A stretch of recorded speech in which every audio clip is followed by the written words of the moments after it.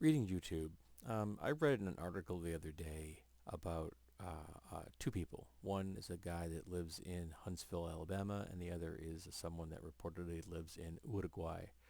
Now, they both identify as incels, involuntary celibates.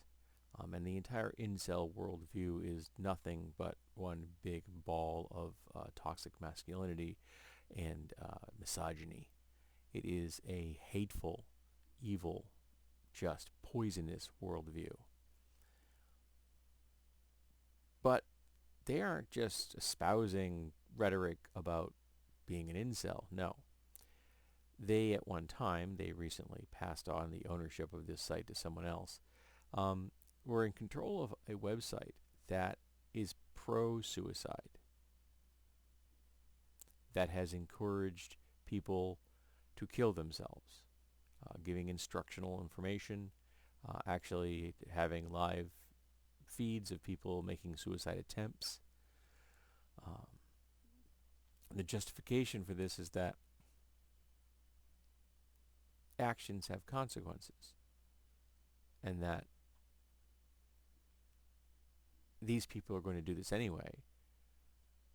So why not provide a public service? Which I think is kind of their twisted, warped logic, which disturbs me on a very deep level. Um, and to the best of my knowledge, neither of these people have faced any form of criminal charge, and I think they should. If you hand a person a weapon knowing that they are on the edge of a suicidal thought, that they are involved in deep suicidal ideation, you should be charged with a crime because you are involving yourself in someone else's death. Now, I say this from the perspective of a person that has survived multiple suicide attempts, who has more than once sat there with the capacity to end my own life right in my own hand. And I didn't.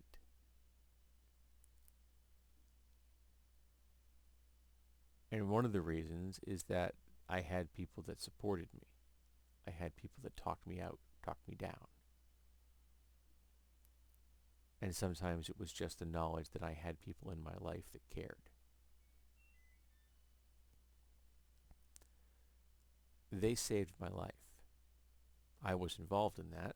It was my actions as well that saved my life, I admit that. But their support, the knowledge that they exist, the knowledge that they were the type that were going to stand by me, was life-saving in a very literal sense. So, two guys running a website that encourages people to kill themselves really strikes me as just fucking evil. As I said, to the best of my knowledge, neither of them has faced criminal charges.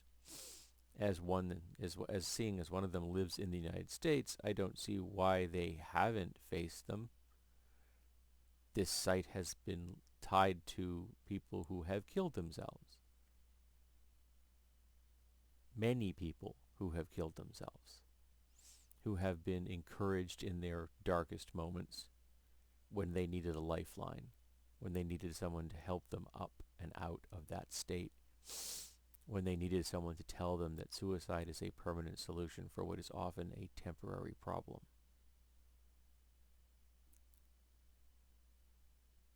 But they decided that they would help people to push themselves further down that dark, black well.